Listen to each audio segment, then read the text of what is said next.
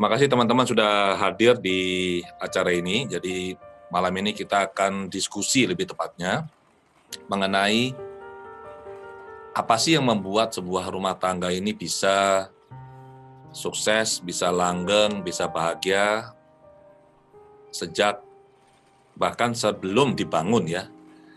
Biasanya kan orang-orang berpikir, ya kalau sudah menikah berarti sudah selesai. Sebenarnya ini bukan.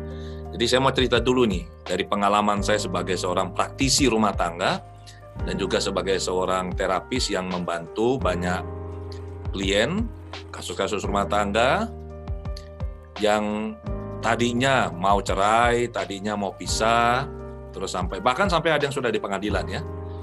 Setelah diberikan masukan, saran, pemahaman yang benar mengenai esensi rumah tangga, atau berumah tangga ya, akhirnya tidak jadi cerai ya. Jadi cukup banyak kasus yang saya tangani selama ini. Saya sendiri adalah seorang suami dari seorang istri ya. Jadi biasanya kan kalau kita sebagai narasumber itu kalau mau menyampaikan sesuatu biasanya ya itu audiens pasti akan bertanya, ini benar nggak? Ini orang bicara ini apakah dia punya kompetensi nggak untuk bisa menyampaikan apa yang dia sampaikan? Ini satu topik yang tidak pernah saya bawakan selama ini ya. Biasanya saya bawa materi mengenai sukses, pikiran, transformasi diri, hipnoterapi, parenting biasanya. Dan kali ini saya secara khusus akan sharing dan diskusi mengenai soal pernikahan. Nah, mengenai pengalaman saya berumah tangga, sedikit informasi buat teman-teman.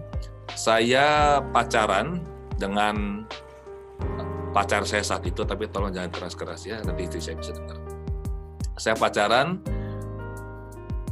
tidak lama sih, sekitar 10 tahun ya. Jadi pada saat itu pacar saya mau tamat SMP, saya mau naik ke kelas 2 SMA.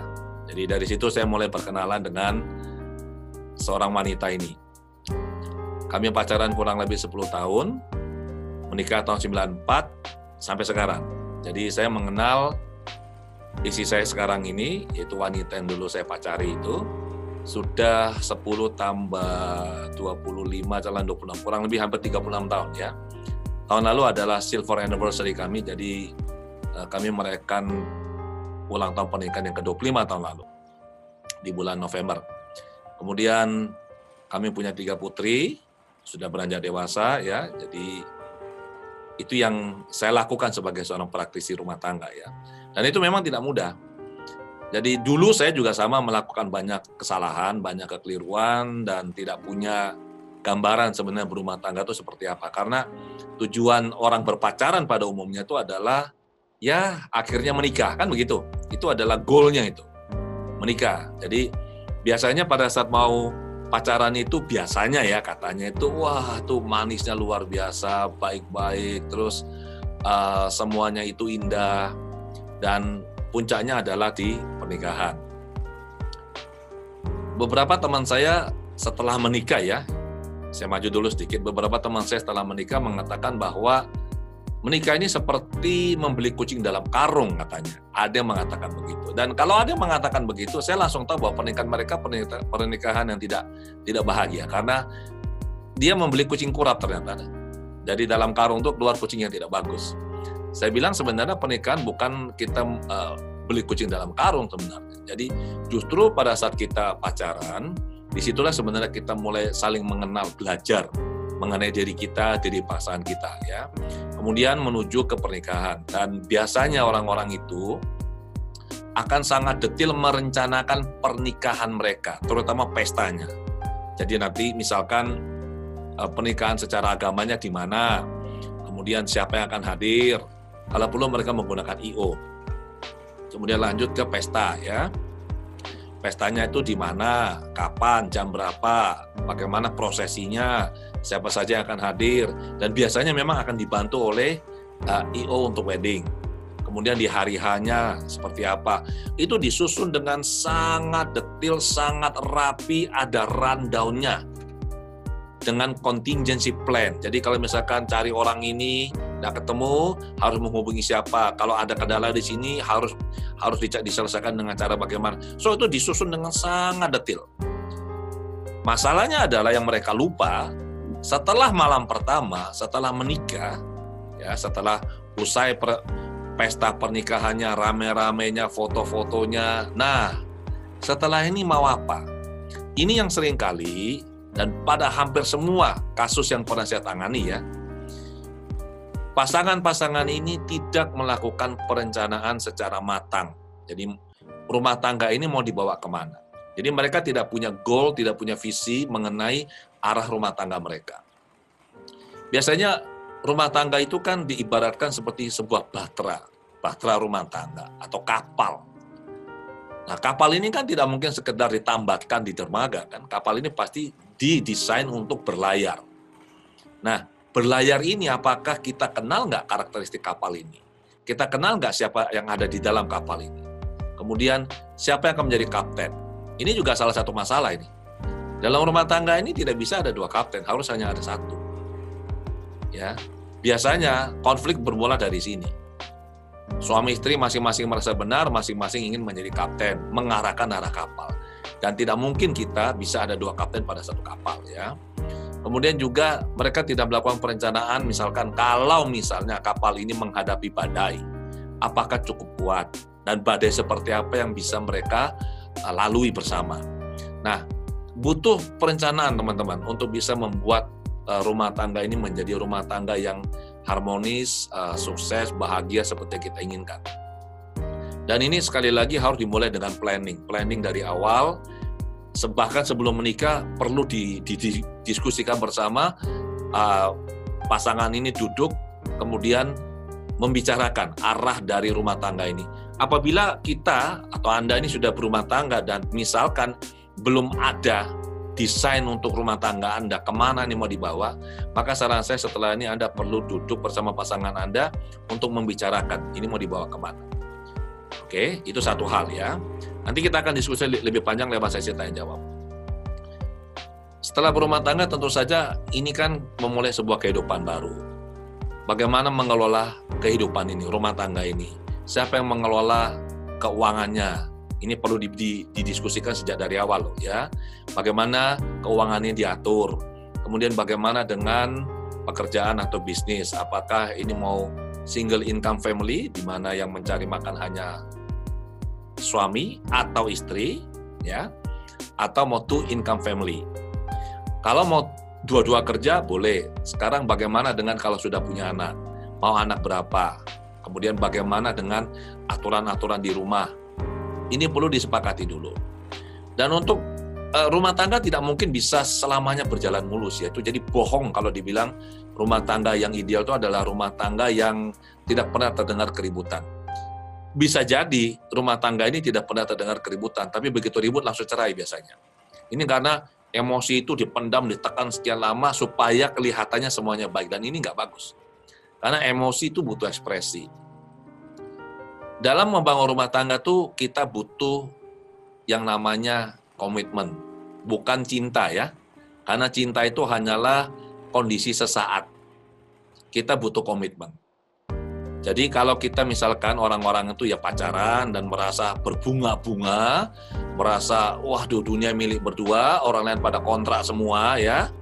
Maka kalau mau tahu benar-benar cinta atau tidak, tunggu kira-kira sekitar 2 tahun. Karena dalam kurun waktu 2 tahun ini, itu hormon oksitosin, itu hormon yang membuat kita berbunga-bunga seperti ini, itu pelan-pelan akan turun, dan akhirnya kembali ke kondisi normal. Nah, saat inilah setelah 2 tahun atau 3 tahun, saat inilah kita akan mulai melihat realita. Jadi selama 2 tahun pertama pacaran itu masih berbunga-bunga, pasangan kita ini sempurna adanya. Jadi misalnya nih seorang wanita, dia pacaran dengan seorang pria yang sebenarnya tidak bagus menurut orang tuanya ya. Orang tua menasehati si anak perempuannya, misalkan kamu hati-hati loh, ini anak pasanganmu ini kurang baik karena dia begini. Ini karena masih berbunga-bunga, tidak bisa menggunakan logik ya. Biasanya jawaban si anak adalah, aduh mama nih tolonglah, mama jangan lihat casingnya dong, lihat hatinya, kan begitu katanya, lihat hatinya. Karena ini kan don't judge a book from the cover kan, jangan melihat menilai sebuah buku tuh hanya dari bungkus luarnya. Ini pacar saya ini walaupun modelnya seperti tapi hatinya sangat lembut seperti salju katanya ya. Ini fase kayak begini fase yang sangat riskan sebenarnya ya, karena kita masih euforia dan kita nggak bisa melihat realita. Nanti setelah 2 tahun, 3 tahun barulah kita bisa melihat kenyataannya. Nah, pada saat itu kita baru bisa memutuskan apakah kita cinta atau tidak. Kita bisa komit atau tidak pada saat itu. Pada saat kita melihat atau menemukan ada banyak perbedaan di antara kita, dan itu pasti terjadi, teman-teman. Tidak mungkin tidak terjadi, pasti terjadi. Ya, kalau misalkan kita berharap bertemu pasangan dan semuanya cocok, tidak mungkin ada perbedaan, saran saya jangan cari pasangan, menikahlah dengan diri sendiri, karena itu pasti sempurna, tidak akan ada perbedaan ya. Pada saat kita melihat pasangan kita ada perbedaan, maka sebenarnya disinilah esensi dari kalimat bahwa rumah tangga ini adalah kita memulai hidup baru saat kita menikah, di sini esensinya. Jadi kita bisa melihat ada perbedaan. Sebenarnya ya kalau kita melakukan proses pacaran yang benar dan baik ya, selama proses pacaran inilah sebenarnya kita saling melakukan penyesuaian, saling mengenal. Jadi esensi pernikahan bukanlah bagaimana kita mencari pasangan yang tepat. Esensi pernikahan adalah bagaimana kita bertumbuh di dalam kasih bersama-sama menjadi pasangan yang tepat bagi orang lain, bagi pasangan kita maksud saya.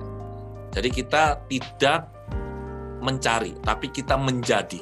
Kita tidak berharap pasangan kita memberikan sesuatu pada kita, tapi kita yang memberikan pada dia. Dan teman-teman juga perlu tahu bahwa cinta ini sifatnya satu arah, bukan 2 arah, ya, satu arah. Seringkali dalam rumah tangga ini, yang disebut dengan cinta tidak lebih dari transaksi sebenarnya. Jadi ada sebuah relasi yang sifatnya transaksional. Misalkan ini, si suami mengatakan, saya sudah melakukan ini begini-begini, saya berharap istri saya melakukan ini kepada saya. Atau sebaliknya, si istri mengatakan dia sudah melakukan ini, dan dia minta sebagai balasannya suaminya memperlakukan dia seperti apa begitu. Jadi ini bukan cinta, ini berarti transaksi, ada timbal balik. Yang benar adalah cinta yang tulus adalah sifatnya satu arah. Kita melakukan apapun kepada pasangan kita, berdasarkan perasaan kasih kita, yang baik menurut kita lakukan, ya. Apakah akan ada balasan atau tidak itu nggak jadi masalah. Itu ada atau tidak itu bukan urusannya dia sudah. Yang penting kita memberikan dengan tulus. Kemudian juga dalam rumah tangga ini perlu adanya kehangatan, intimasi, ya.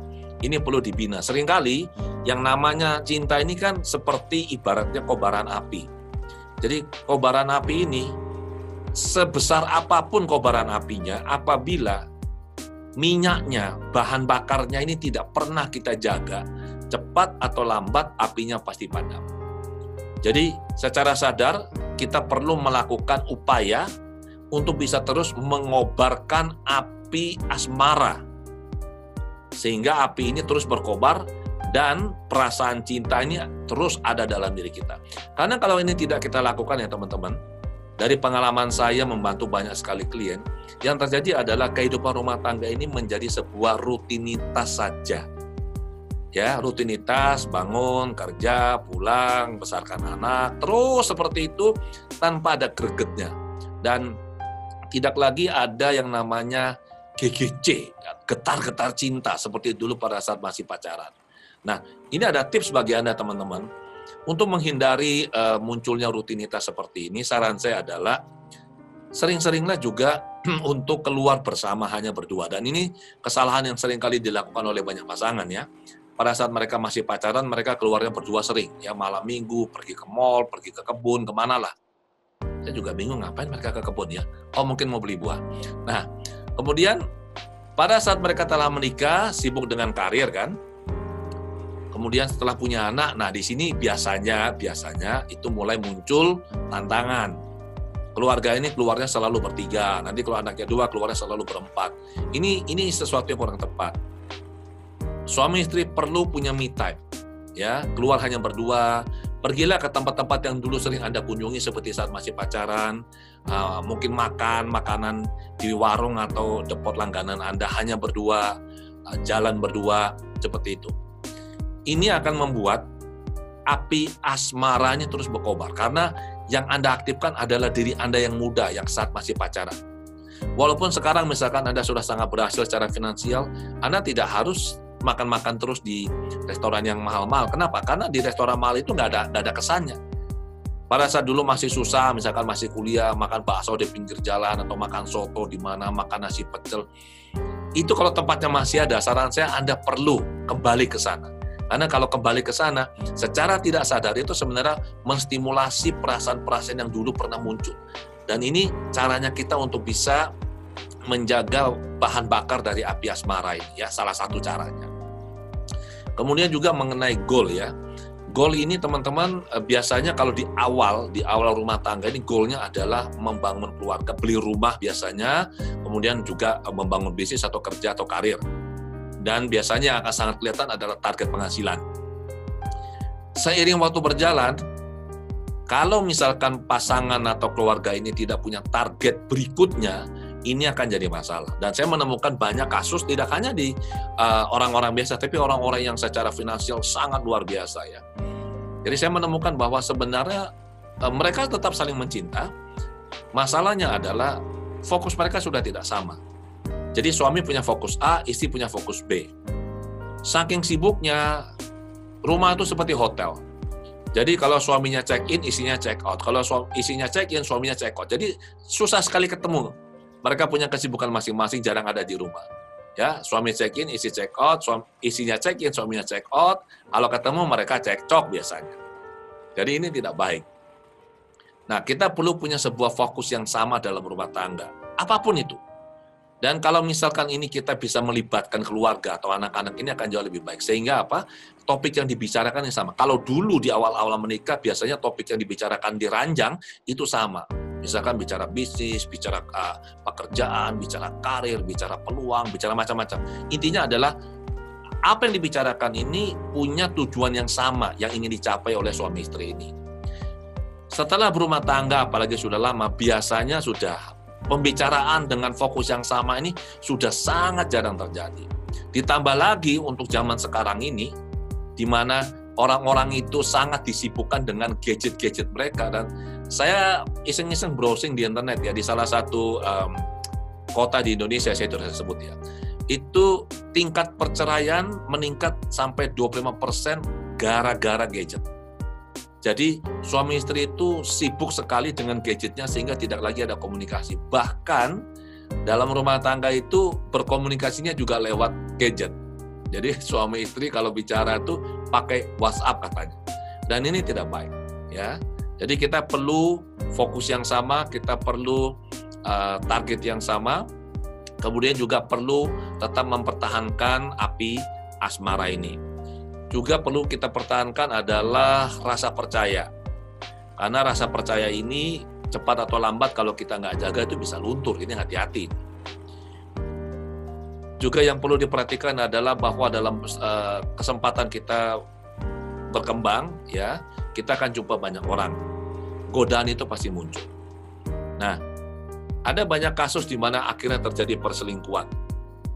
Saya melihat bahwa perselingkuhan ini terjadi bukan karena mereka tidak cinta. Sebenarnya mereka saling cinta, tetap suami istri saling cinta, ya. Buktinya kalau mereka tidak saling cinta, ngapain mereka jumpa saya di ruang praktek saya, kan? Itu kan mereka butuh pihak ketiga untuk rekonsiliasi. Yang terjadi adalah bahwa di dalam diri masing-masing itu mereka sudah merasakan kosong. Jadi tidak lagi seperti dulu ada perasaan kasih yang begitu besar yang mereka dapatkan dari pasangannya. Nah, ini bahaya. Kita perlu secara sadar untuk terus mengisi. Saya menggunakan istilah itu baterai kasih, ya. Jadi kita perlu secara sadar melakukan charging. Caranya mencas istri dan suami itu berbeda. Ya, ada istri yang misalkan yang dia butuhkan adalah waktu dengan suami untuk ngobrol, atau misalkan kata-kata pujian. Ada juga suami misalkan yang dibutuhkan adalah pelayanan atau sentuhan fisik seperti itu, ya. Jadi kita perlu tahu apa yang menjadi bahasa kasih pasangan kita, karena ini sangat-sangat penting. Ketidaktahuan mengenai hal ini, dan ini saya pernah tangani seorang wanita, ya, umur 26 tahun, dia sudah mengalami depresi kemudian dirujuk ke saya. Suaminya sangat kaya, punya pabrik besar di luar kota, dan ini lagi bangun pabrik sekarang, pabrik yang kedua. Isinya tinggal di salah satu rumah mewah di Surabaya Barat, ya, rumahnya tuh elite sekali. Dan waktu jumpa saya, ini masih muda, baru 26 tahun, anaknya 2 masih kecil, depresi. Dan saya tanya sama dia, saya bilang, apa yang kamu alami? Dia bilang, saya nggak butuh rumah ini, Pak. Saya nggak butuh rumah, saya nggak butuh segalanya. Saya hanya butuh suami saya itu ada di samping saya, Pak, malam untuk ngobrol. Dan ternyata suaminya sibuk membangun bisnis di luar kota.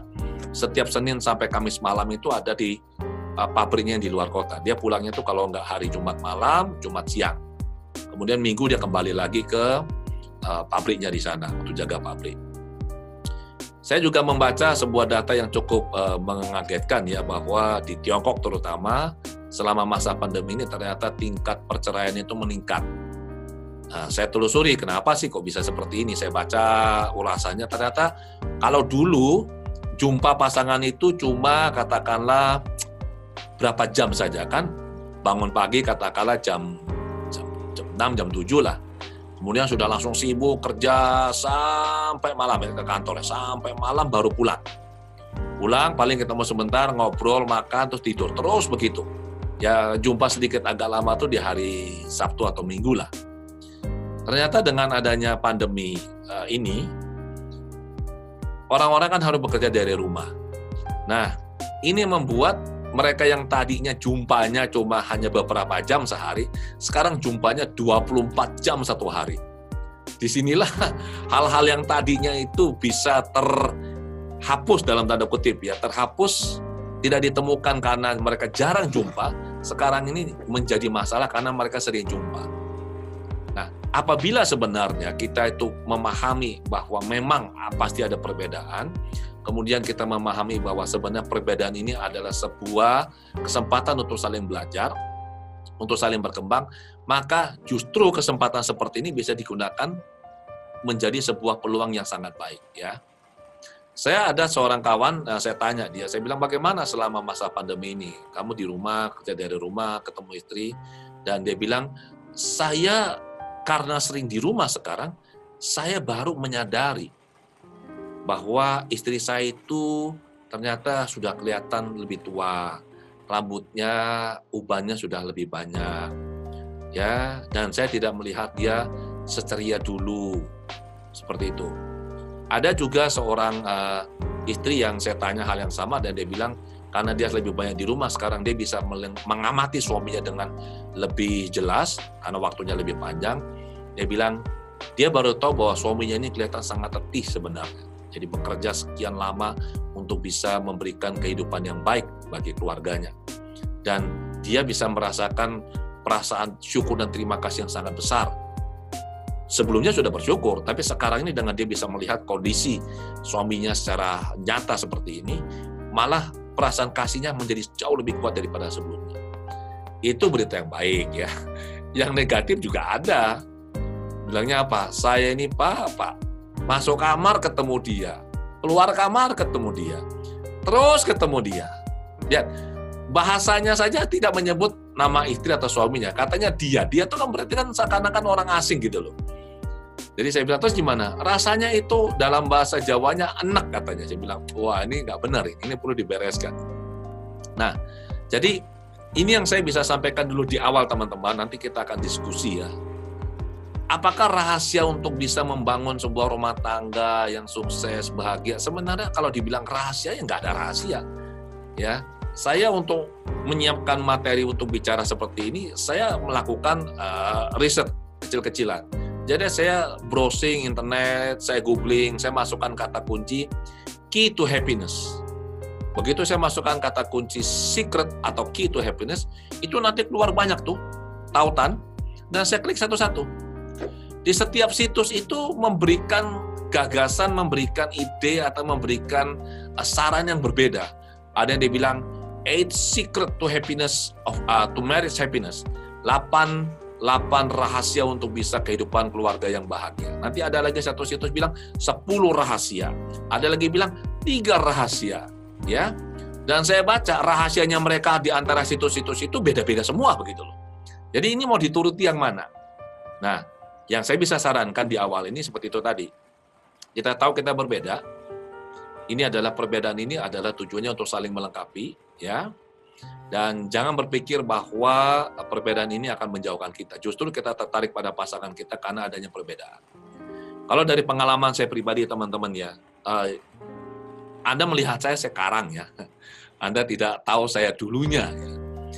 Saya dulunya ini orang yang terus terang ini kacau lah. Jadi dari segi sikap itu kurang baik ya.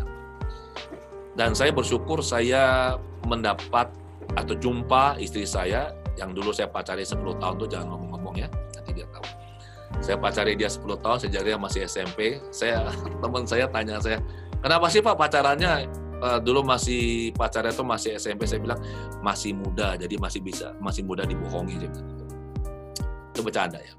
So, saya bersyukur karena istri saya mendukung secara penuh apapun yang saya lakukan. Ya, jadi justru sumber kekuatan kalau saya pribadi itu ada pada istri saya. Saya selalu kalau di workshop Control Transformation itu, teman-teman alumni KLT tahu persis ya, di hari ketiga itu ada satu momen khusus pada saat saya menceritakan bagaimana kita membuat perasaan kita feel good. Saya biasanya bernyanyi dan ada dua lagu, bukan salah dua lagu yang biasa saya nyanyikan, dan itu untuk isi saya dalam ruangan di workshop KLT itu adalah lagu yang dinyanyikan oleh Kenny Rogers, judulnya The Wind Beneath My Wings sama Through the Years. Itu bagus banget. Jadi saya mengalami banyak pertumbuhan ya teman-teman ya. Jadi jangan lihat saya yang sekarang. Saya mengalami banyak proses pertumbuhan dan perkembangan. Dan ini semua berkat istri saya. Jadi saya dulu ngaco juga, ngawur juga. Tapi untungnya ya teman-teman, istri saya memberikan saya kesempatan dan saya mau belajar. Jadi saya membaca buku, saya mempelajari banyak literatur, kemudian juga saya mendengar apa yang orang-orang bijak katakan ya. Dan dari situ saya bertumbuh dan berkembang untuk menjadi pasangan yang tepat bagi istri saya. Kalau istri saya dari dulu sudah pasangan yang tepat untuk saya sebenarnya. Saya saja yang belum tepat untuk dia. Jadi itu adalah sebuah proses yang luar biasa, panjang sekali. Dan ini yang bisa saya sampaikan untuk saat ini. Kita nanti perdalam lewat sesi tanya jawab. Terima kasih. Saya kembalikan kepada moderator kita.